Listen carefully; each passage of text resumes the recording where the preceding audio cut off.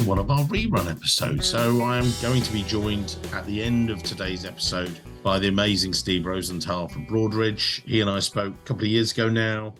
He's still there, hasn't moved on, but been through a pandemic. You're going to hear that on the show now. You'll hear the original show and then hang around at the end because we'll catch up with Steve and you can see exactly what he's done ever since. Let's get on with the show.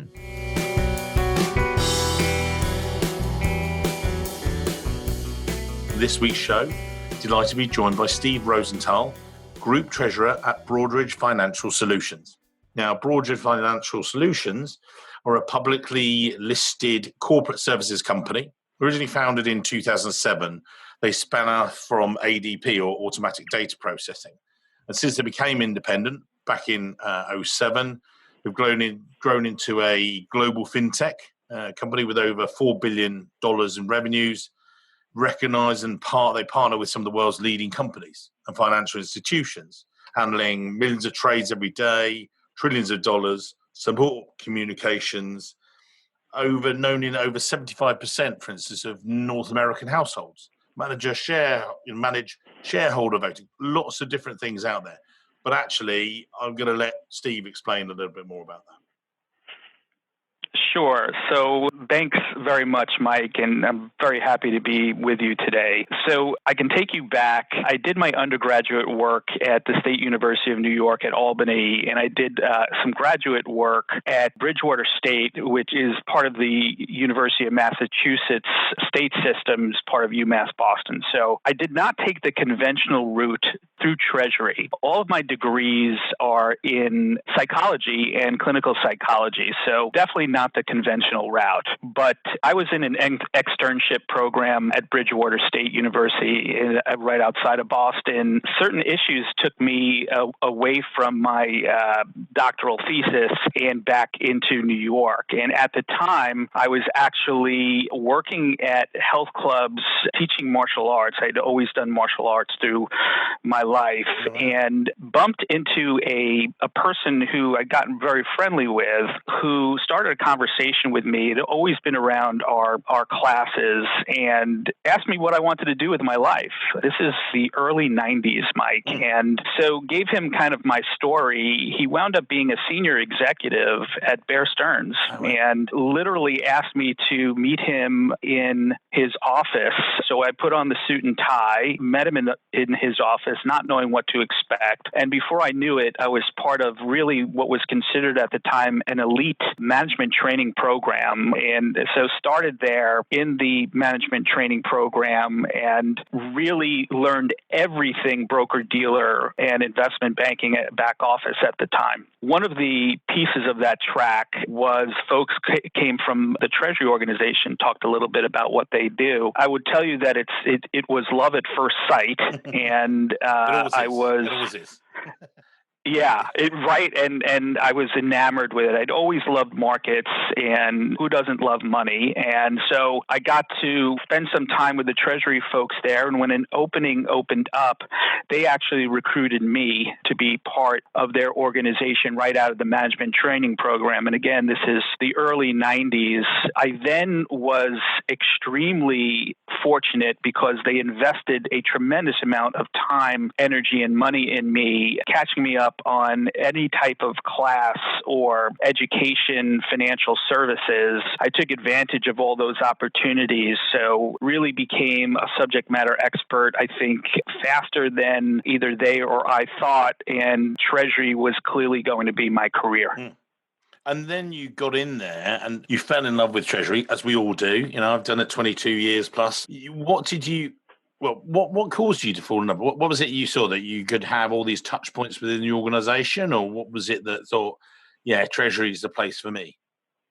At the time, you think you know what you're getting into, but you really don't until you live it. I think it was the whole notion of being really the central nervous system for the company, and that's how those people really designed it. The management of the company's capital structure, financing, money movement, dealing with all the cash every day was, to me, a really excellent proposition, and I got really excited about it right away. day. And that's without even knowing what the day-to-day was going to be like. And I can tell you that from there, my passion really only grew. And with that, you say it grew, you were there for 5 years. So you started in junior position as such, you come in and you grow and grow and grow, and then you made a move to Morgan Stanley.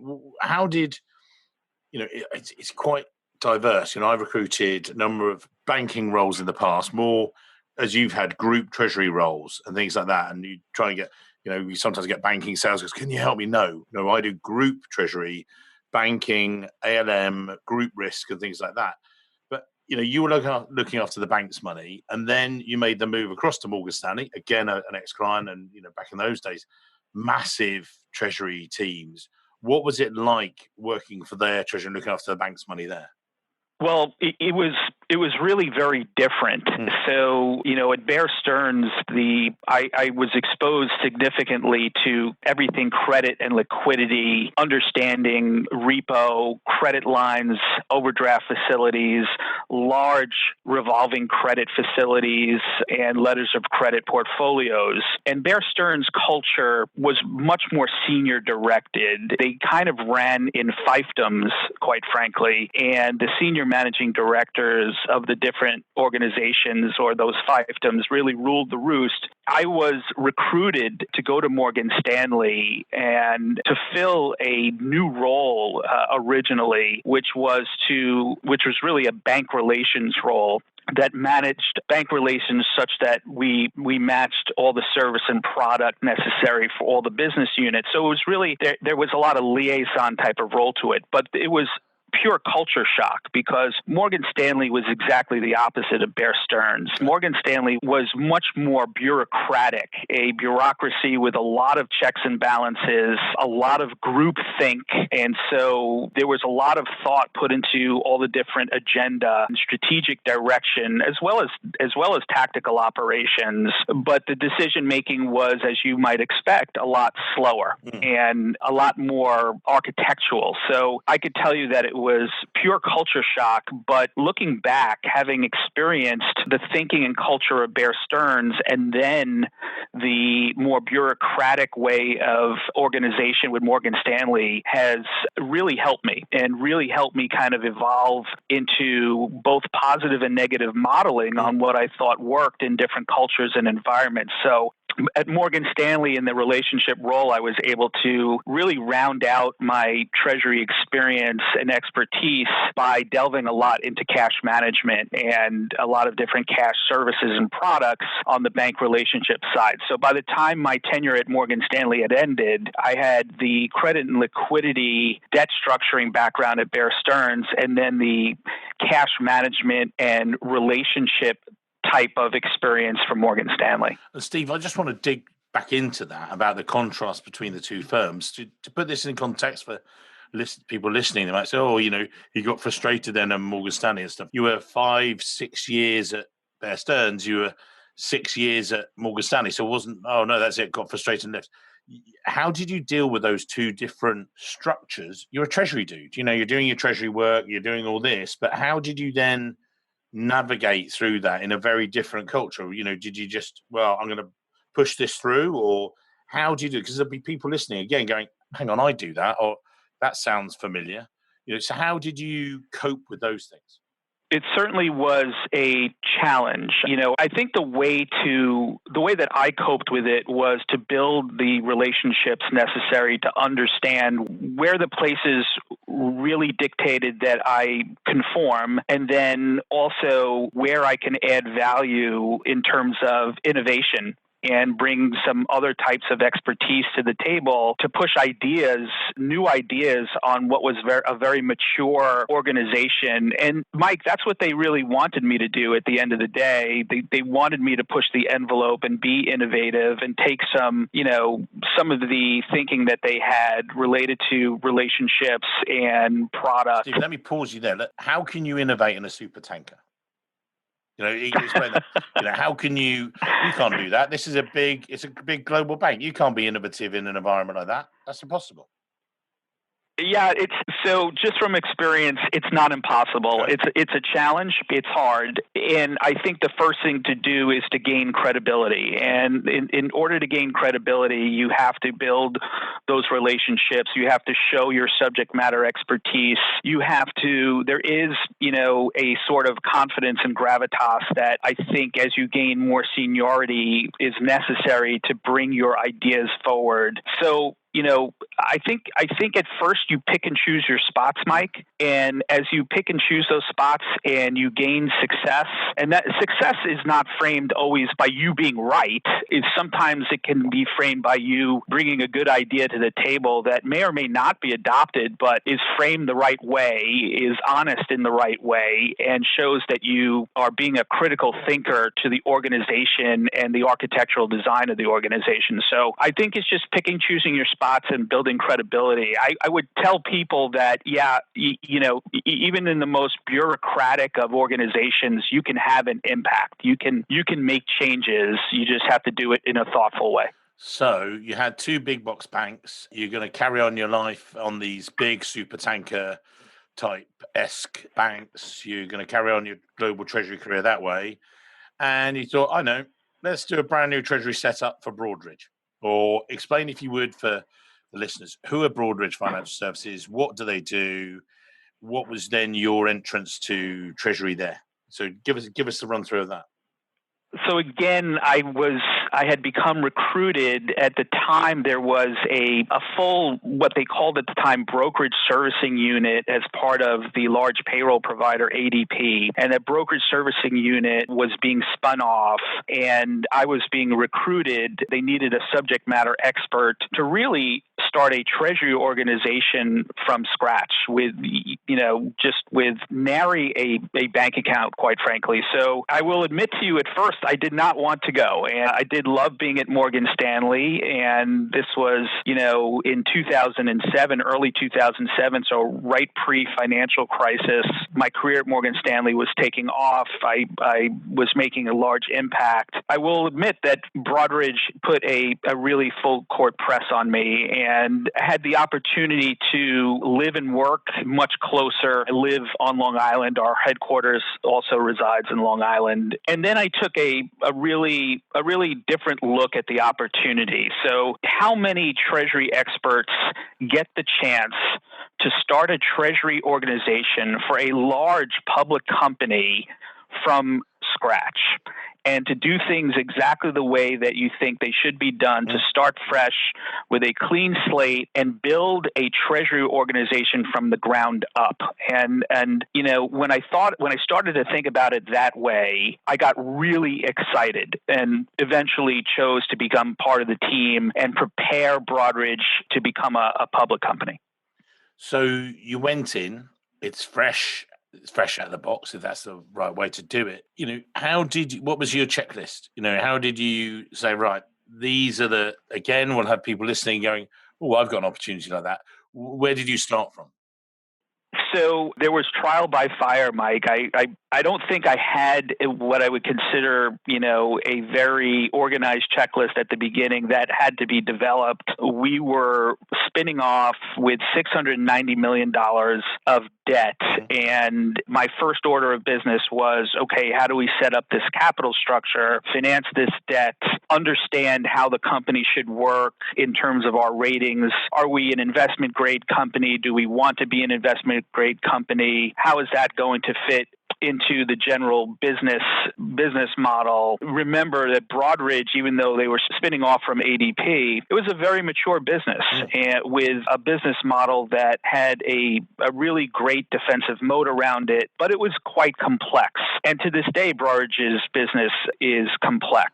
So we are basically known as a company that does proxy, but have grown into so much more than that. We have two main platforms. One is a governance platform where we service financial services, broker-dealers, and banks for much of their needs. And the other side, the other large platform, is technology and outsourcing, securities processing. We're also starting a third platform firm with wealth management. So Broadridge has grown a tremendous amount. But getting back to the spin, it was capital structure, it was cash management, nuts and bolts, block and tackle, until we got our feet under ourselves, making sure that the spin was successful and that we could service the company and set up the central nervous system so money could move. Some of the guys listening today, they'll work for product companies, they'll work for widgets manufacturers, and their treasury issues are one certain set. You're obviously much more financial services related.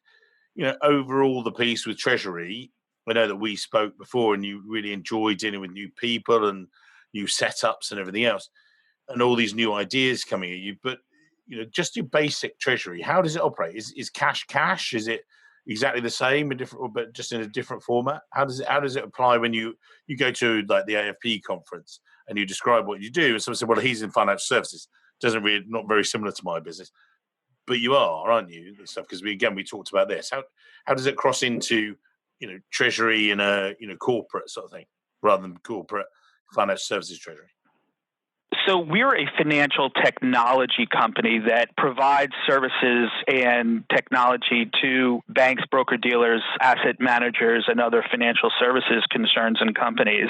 So from that angle, you would think about us as technology, but we're actually a lot more than that, because we tend to get into other products and services peripherally to meet the needs of our client base, which again is the greater financial services industry. The Treasury here is very capital structure based, but at the same time, the cash management aspects of our role vary. And that's because there are different types of business units that deal with significant amounts of fiduciary cash. For example, we own a transfer agent and we own a 401k asset servicing business where there's large amounts of assets under management and cash to deal with. Some of it is ERISA regulated cash. Other types of cash are obviously regulated by the SEC. So there's some nuance to the cash management aspects of this business as well.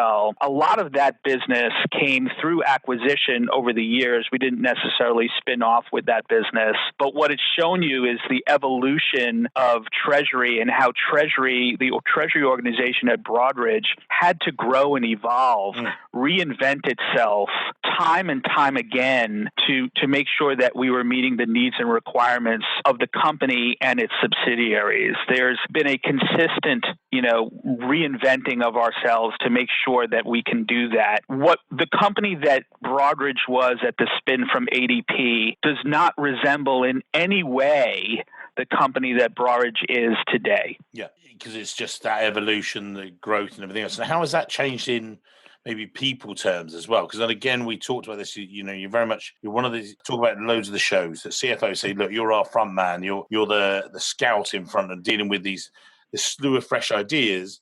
How do you deal with that and then bring that back to your treasury setup and the people that you've got around you?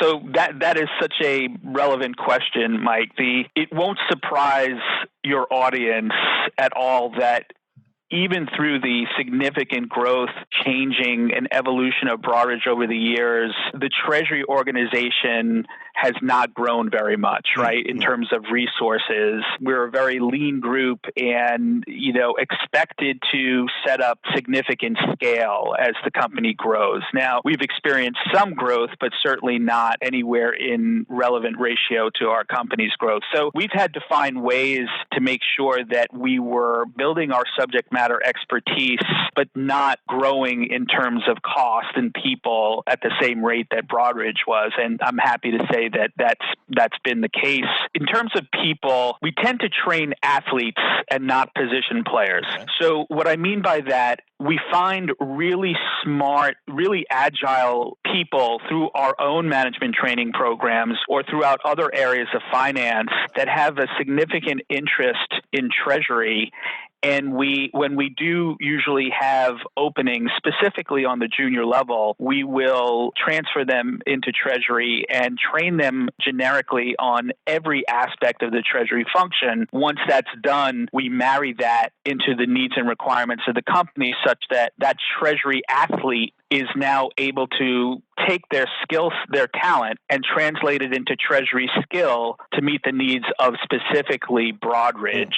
So, the position player would be somebody who becomes very deep in cash management or very deep in investment portfolios or very deep in debt structuring within the Treasury framework. We don't do that. We train athletes. Our folks can gain expertise and understand all aspects of the Treasury function. As they get more senior, they'll have a focus on one area or the other, but had been heavily trained throughout. And that's really helped us create the scale that we've needed to keep our costs down, but also to be able to reinvent ourselves and evolve because our folks are those Treasury athletes. When you say cost down, what do you mean? Just not having really just very siloed people? Or, I don't explain that. I don't understand it. So keeping costs down, meaning adding people, growing in terms of headcount, trying to keep the Treasury organization lean and mean as we continue to evolve and learn new things as Broadridge continues to grow. And with that, sorry, you got me. The pause is because I'm thinking, which doesn't happen often, as we know. Steve and I talked before this call. How did you attract people? How did you? Because we've got a series of videos coming up, and I'm trying to get out there and explain to people, explain to clients. You get it, which is fantastic, and people can hear through your voice and some of the things you're doing that you understand what you've got to do. The world has changed. People do. One of the first articles is not about you anymore. It's about them. It's about writing an advert and the things that you do to try and attract people internally and externally. So not just getting people to come into the function, but you were recruiting both internally and externally from the sounds of it. What was your sell on Treasury? When people came to sit in the office and have a coffee and things like that, how did you sell the Treasury dream to those guys? So internally, I think the best way to market Treasury is to have a happy, productive, healthy work environment. And people see that. People are attracted to that type of environment. People get to see your management style and want to be a part of that, get to see the organizational design and want to be a part of that. From an internal perspective, whenever we've had the opportunity to look internally to add to our Treasury organization, we've never really had to significantly recruit. Those people have really come to us. And I do believe that when you have a healthy, happy, productive workplace, that internal recruiting, for the most part, will take care of itself. At the same time, there are aspects to Treasury that are quite enigmatic within any organization, meaning that, everybody looks at Treasury, those guys handle all the money. That's great. They handle all the money. And of course, we know that there's so much more to it than that. And the things that we do day over day, whether it's capital planning or investment decisioning, things like that, we get 1,000 feet wide and 1,000 feet deep. And it's interesting when folks come to sit with us and see what we do on a day-to-day basis. I think they get quite surprised at the pervasiveness and kind of the wide purview that Treasury has. So all of that goes into a positive marketing dynamic such that internal recruitment, it's just not necessary for us or really prevalent. People do come to us looking for opportunities, and it's quite flattering. We really think that's great. From an external perspective, that's different. And externally, I find that it's sometimes difficult to get the people that not only have the Treasury expertise that we want and need, again, going back to the Treasury athlete versus a Treasury position player, but will they also fit into our culture? Sometimes I feel like the culture piece is the more important piece. Again, fitting in from a culture perspective, creates a foundation of which, teaching and learning can succeed and thrive. So it's really the external piece is a lot more tricky, and I think it's a lot easier to work with Treasury recruiters who understand the Treasury dynamic, and much more than, say, an internal human resources recruiter could ever do. I think it's not necessarily a criticism of those guys, because I was trying to explain it to someone outside of my industry yesterday, and they were saying, why is it? I said, well, because a lot of my Treasury guys will hire one, maybe two people a year. Some corporates and smaller groups, it might be one person every 3 years. So it's not something that an HR recruiter, if they're recruiting an FP&A person, they're probably doing one a month, and then you do one Treasury person. People are like, how does all these different things fit together?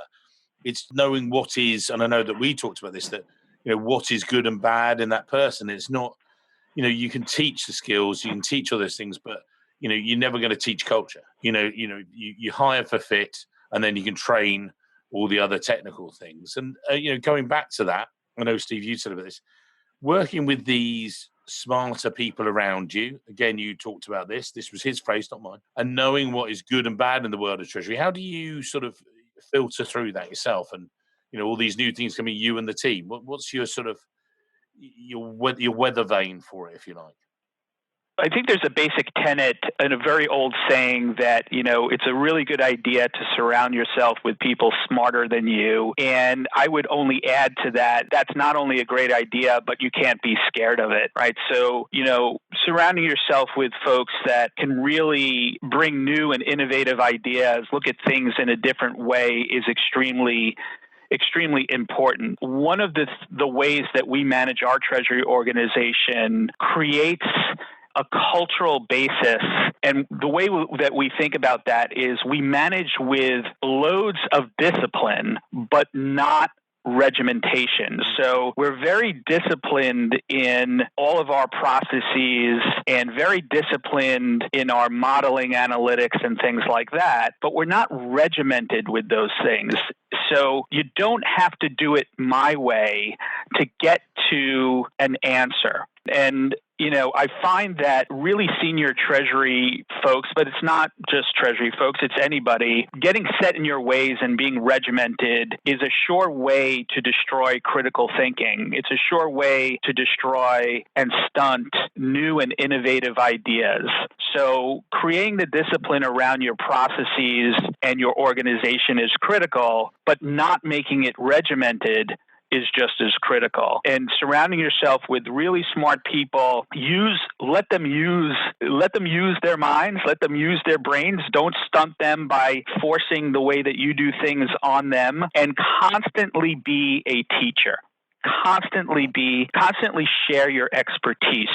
Mike, one of the questions that I'm constantly asked is, how do you manage and deal with young people? How do you manage and deal with millennials? Don't you find them entitled or this and that? And Mike, my answer is, I don't necessarily find them entitled, but they do have a different way of working. And, the days of leading by fear are long gone. Millennials and post-millennials do not respond to that type of organizational leadership. As a matter of fact, my experience is they really reject the strict hierarchical structure. They want to learn quickly. They want to gain experience in a short amount of time, which it's many times is very hard to do. But once they gain some experience, they want a sense of empowerment. They tend to be quite agile in their learning methodology. So, I think that we need to empower.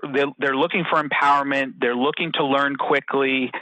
And, the old broker-dealer ways of creating fear and punishment as a result of a strict hierarchical structure is not the way to manage a team, and it's not going to result in a happy, productive environment. So what is? Is it, is it that you, with those millennials, we provide everything they want, and that I know some of the answers, because this is what we do day in, day out, and we're recruiting for our clients and giving them advice. Again, this is one of the reasons I think it comes back to my speech I gave to the accidental keynote speaker I was giving in Brussels a while ago, a few years ago. And I gave this example that my daughter, she's at university now, but she was getting one of her first jobs 3 years ago. She was a runner in a restaurant. And she was saying, Dad, when I become this runner, I was like, yeah. I said, what else will I get? I said, what do you mean? You just get paid and you do your job and you take the food to and from and make sure it's all set. No. In my, I get my wages and will I get a pension? It's like, you're 16, but she's like, will I get discount? Will I get this? But it wasn't a questioning as in, well, what will I get? Disgruntled. It was more a request for information. It was just, what are they going to do for me? It's a much more responsibility placed on the employer that, look, I'm going to have 2 or 3 opportunities, even though I'm 16, 17, right the way through. What are you going to do to make it enticing enough for me to join you, stay with you, and develop with you? And I think that's the biggest thing, the shift. I think that, when I started in it, before it was you got your wages and that was it. You were done. And you if you weren't getting enough learning, you'd have to move. And the work market, employment market has changed. Is that what you've seen again? These guys aren't, it's not an entitlement. It's more a questioning ethos, which I think is actually great in Treasury terms. But do you find the same? I do. I think, Mike, when we first started, I think everyone was just happy to have a job. Yeah. And you were satisfied to have a job, happy to have a job. We're fighting the fight day in, day out.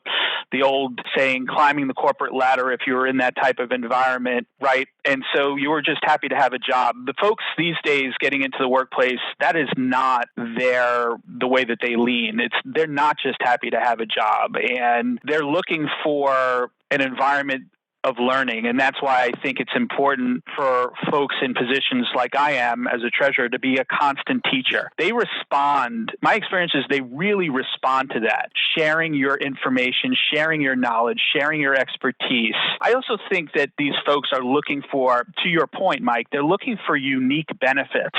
There's a much higher emphasis on the whole work-life dynamic than there ever has been before. We used to fit our life into work, and these folks, I think, and I think it's a healthy attitude, are looking to fit work into their life. And what are the unique benefits that I can have here versus somewhere else that help me gain that goal? How do I fit work into my life? And so you constantly have to have your finger on the pulse. Now, this is part, the organization that you lead. In my case, it's Treasury and Risk, and also our human resources departments and organizations, to come up with the unique benefits that will attract and retain talent over time. And again, these things evolve, but I'm going to go back to saying these folks want to fit work into their lives and not the other way around. Perfect. Steve, we're coming to the end of today's show, and we said this back at the beginning, say every week as well, that what I like to do is people then will put your details in the show notes and how to connect with you. I could carry on for another 10, 15, 20 minutes. I could keep talking about this. I'd love to, getting into these discussions, but we can't, because our show lasts about 30 to 40 minutes. It's people's commute time. We know they get into the office and everything else, so we want to respect that. But I think there are still some golden nuggets there. So looking back over your career, and people look at and they'll connect to you on LinkedIn and things, you'll see it. What are the top tips you're going to give out? I mean, we've given some brilliant ones there, but maybe just sort of to percolate those into the sort of top 2 or 3. What are you going to say to people listening today as they get to their desk? They're saying, do you know what? I'm here with my team. I'm just going to jot down these notes. And actually, that's what I should be doing with these guys today. What are you going to say? So the way I would give advice is, on all levels of at every level of your career, always practice intellectual honesty. Mm-hmm. Intellectual honesty, both to yourself and others, really gains you tons of respect from your colleagues and your organization, and allows you to make the right decisions and create the right ideas to bring forth, and it shows your value. Be intellectually honest with yourself and others at every level of your career, and it will be great for your career. I would also say, be that fly on the wall. It's the saying, be a fly on the wall. Stick your nose into meetings. Ask your managers, hey, can I sit in on this phone call? Can I sit in on this meeting? Even if you don't have an active role, being a fly on the wall is just a great way to learn things, and it's a great way to keep active in conversations and to accelerate the learning process and your growth. And for the most part, it's costless.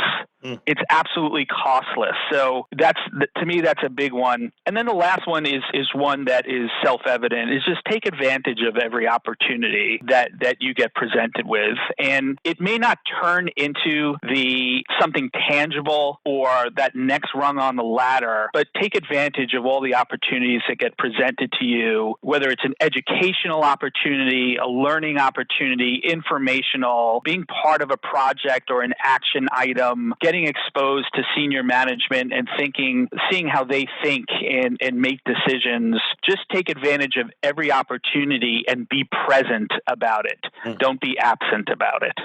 Awesome. So we'll put these in the show notes, but again, intellectual honesty, accelerate your learning, and grab every opportunity. What lovely summary there from Steve. Steve's been amazing. We'll definitely meet up when next in the US and traveling around. It'd be great to see you. And just guys listening today, connect with him. This is a guy that you can learn from. I know you do a lot of other things with, the AFP, and you hopefully see you on a stage nearby soon as well. But I've thoroughly enjoyed today. So thank you for your time, sir. Wonderful, Mike. It's been my pleasure. Thanks so much. Thank you, sir.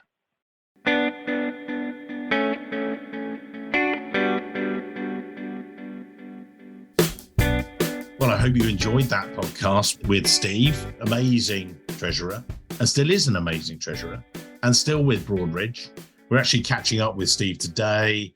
He and I last spoke, back in March 2020. So 2 and a bit years since we last spoke. He's still with the group. What we're going to do is catch up with him about how he got through COVID and the future of Treasury, where it is now. We're two and a bit years later, how he coped, how his team coped and everything else. So again, I'll let Steve do the talking. I'll shut up. Steve, over to you, sir. Thanks, Mike. Mike, it's great to be with you yet again. Always great to be with you. And just want to take a moment to thank you for all the amazing content that you bring to everyone, all your listeners. You continue to bring amazing content to us. Thank you, sir. Well, thanks for those very kind words, Steve. But bring us up to date with Broadridge and actually more you and the team and how you coped with the extraordinary times we've been through. And what's it like there? How did you cope? What about the future? Back to you. Well, Mike, part of me would love to tell you that it's been much the same, but of course, we're living in extraordinary times. So it hasn't been much the same. It's been quite different in a lot of ways. And that goes with kind of how we think about Treasury, how we think about our companies and Treasury's impact in those companies, and how we deal with times of, quite frankly, crisis. Yeah. And COVID certainly represents that. And each crisis may be different. But from a Treasury perspective, the things that we think about that affect us kind of have the same types of guiding principles. What I mean by that is when COVID hit and the world turns upside down, Treasury organizations, treasurers like me, people in Treasury working in unison with their finance organizations, their C-suite board of directors, I think always goes back to the same guiding principles. And when I think about those guiding principles, to me, it's things like liquidity, back to the saying that cash is always king in these environments. I think the last one that comes to mind is that the best time to have a strong balance sheet is always. So those are kind of the guiding principles that we think about that really come to bear and come to the forefront during times like what we've experienced with COVID. And COVID's been really pronounced over now a long period of time. And what's it been like on, team-wise? And again, you and I talked about, Steve was very kindly one of my panelists on a recent session with New York Cash Exchange. And we talked about this new way of, and again, I thought it was nicely summarized by someone else in the session where they said, instead of working from home, working remotely, because I think it's a different way of doing it. But coming back into the office, but now this new future and things, how have you kept the team, together? How are you now as you sort of roll back some of the days into the office and then coping with that in the future? How's that affecting you guys? And and you as a treasurer as much as anything as well. Well, COVID is clearly incredibly unfortunate, something that we're dealing with. We are fortunate that right now technology has allowed us to really operate almost seamlessly in an environment where people are working from wherever they'd like to work. I like the whole concept of you're not working from home, you're working remotely because we can work really from anywhere. From my organization's perspective, Treasury at Broadridge, we had taken that posture well before COVID. So we, I think, maybe were very prepared for a situation that would dictate to us that we would need to work remotely and somewhat in solitude for a period of time. And the technology that we've had, whether it's a Zoom call like this or however, whatever you use, has been really brilliant during this time period. As a matter of fact, during that time period, we really didn't have any downturn. We didn't have any interruption of service. During this period, we were able to transact large transactions relative to the capital structure. So bond issuances, capital raising, currency swaps, everything that we would normally do, as well as our day-to-day grind in cash management, foreign exchange. So the paradigm for us as individuals had fantastic impact, both to kind of us physically and to our psyches, meaning that, okay, we're no longer working in an office environment. We're working much more in solitude from a remote perspective. And I think we needed to recognize that and make sure that we were doing things that allowed us to stay together as a team, right? So team meetings became more important. Fun exercises within those team meetings became more important. In our case, we onboarded somebody new in an important position during that time period. So I was very focused on that. And I do believe that onboarding new individuals that have to learn process, have to learn how to navigate the organization, have to create relationships. I believe that has been the most challenging hurdle during this time.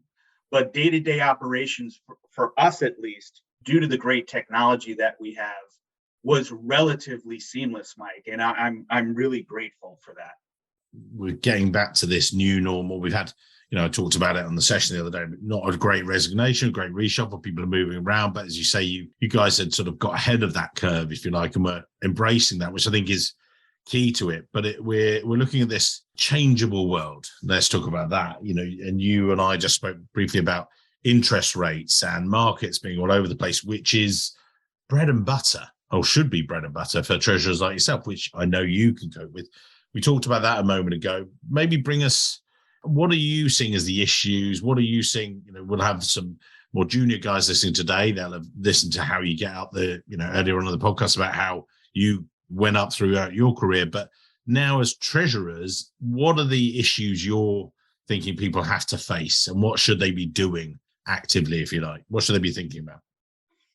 So I think this goes back to what we were talking about in our original podcast, which is something near and dear to my heart: training treasury athletes. I have the advantage of being older and working as a treasury professional for more than 25 years. Yeah. And so I've seen all types of different environments. And so if we use today's environment right now of a tilted rising interest rate environment, what we find that many treasury associates, as well as outside of treasury, maybe finance professionals, they've never experienced a rising interest rate environment. And so it's like a sledgehammer hitting them. How do we react to this? What should we have done to prepare for this? So on and so forth. I think it's incumbent upon treasurers in treasury organizations to, when they're training these treasury athletes that can do all the different things within the purview of a treasury organization, that they also hit upon scenario analyses and roadmaps that include different types of environments that people may or may not have seen for quite some time. So this is a great example of that. How do you posture and understand what you would do in a rising interest rate environment, even though we had been in a depressed and suppressed low interest rate environment for 10 to 15 years, right? So for really a full, strong decade. And so, it goes back to training those Treasury athletes should include scenario analyses and scenario training for all different types of environments, such that your organization is formidable when those scenarios do arise. Because the one thing that we know will happen is change.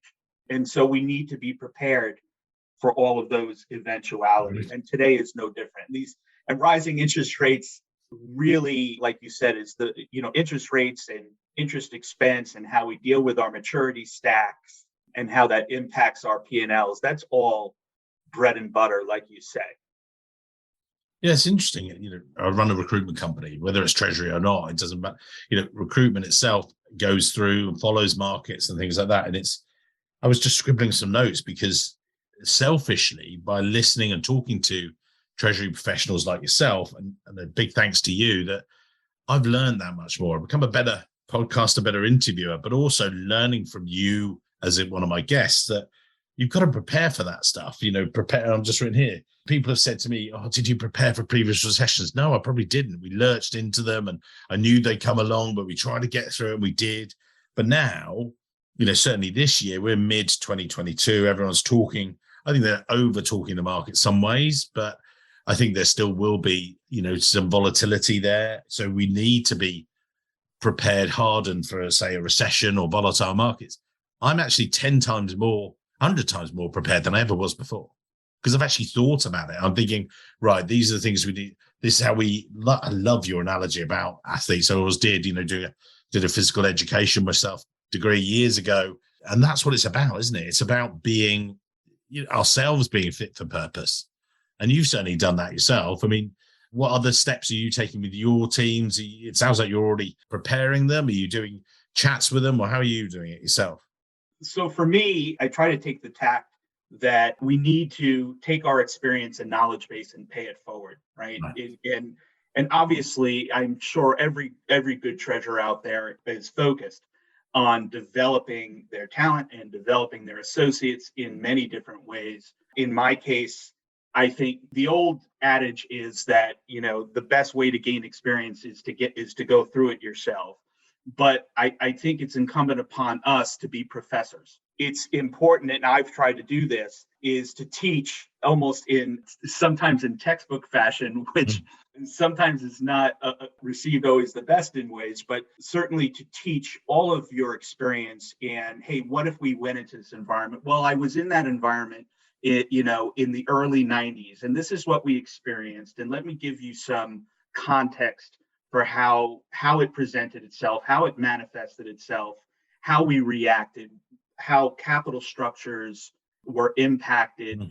And so we should become professors, and that should really be at all times in discussing these kind of things when we think about developing our associates. So I've done long sessions with my group, both one-on-one as well as with in staff meetings, where we'll take certain topics and actually do a kind of a Treasury class type atmosphere. And we go through all that stuff. And it's certainly not necessarily me doing the professing all the time. We have veteran people in my organization, on my staff, that step in and do it, who are better subject matter experts in certain areas of Treasury than even me. So, and then I get to sit back and I get to learn again, and I get to learn more stuff. So I just think it's a great way to make sure that you're developing your associates and that you're preparing all of the mindset and preparing the kind of that quick twitch reflexes in your mind and body for new and changing environments, because they will happen. And I truly believe that your associates they'll appreciate the fact that they're getting that kind of education while on the job. And I don't want to be particularly, I don't disagree with my guests, although in some ways I'll pull a point just there. You said about a number of people are developing their Treasury talent and everything else. I don't think they are, between you and I think that, and maybe the listeners today, because I was asked recently on another session, and, how do we keep our staff? How do we do this? And I went through our salary survey and gave them the top 4 reasons why people were leaving, and none of them included salary. It was all about you as a leader and what you're like as a manager and leader, about looking at them and how you develop. And you just talked very ably about what you're doing. And I don't think enough people in the Treasury industry, enough Treasury leaders, because I think the markets are such that they're having to still cope. They're not in emergency mode, but it's still halfway there. They're going, crumbs, I've got to do this, but they've got to take time out. Because as you say, otherwise their teams will churn again, sort of thing. But no, amazing advice, I think. So again, you've been very kind with your time. So I'm going to put your LinkedIn details in the show notes once again. But closing words for today, we're 2 years later, thoughts about now and the future. How would you close off today's final rerun episode, if you like? Back to you. Thanks, Mike. The way that I'd love to close today's session is to express my excitement, despite everything that's going on in the world, right, in Russia and Asia and COVID and all that stuff. It's a great time to be Treasury professionals because your companies need you to be those subject matter experts, those partners more than ever. We're now in a rising interest rate environment. We have significant foreign currency volatility versus, say, the US dollar, the euro, the sterling, stuff that was stable for quite some time, even the Canadian dollar. So there's just so much that impacts our world, so many things that are changing. I would just tell everybody to embrace that.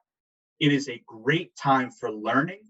It is a great time to show your expertise to the rest of the world. And it is a great time to embrace change and really become a better associate, a better person, somebody who brings even more to the table for your company. So embrace it, everyone. Steve, amazing closing words. I'll leave you on that. Can't wait to see you soon. Thank you very much for today, sir. Thanks, Mike. Great speaking with you. Hello, it's Mike here again. I hope you enjoyed this week's show. If you did, then maybe you want to follow the show or subscribe, depending on where you listen, whether that's iTunes, Spotify, or another great place to listen to the show from. It's totally free and means that you'll be the first to see each and every week when we release a new show. And maybe whilst you're there, you could even leave a quick review. Reviews and ratings are among the most important metrics for a podcast to effectively rank. And as you can probably appreciate, the podcast is a lot of hard work to produce every week. It'd be amazing. Just take, say, 20 seconds, leave a quick review of my amazing guests and their great career stories. We'd really appreciate it. Thanks very much, and I can't wait to see you soon.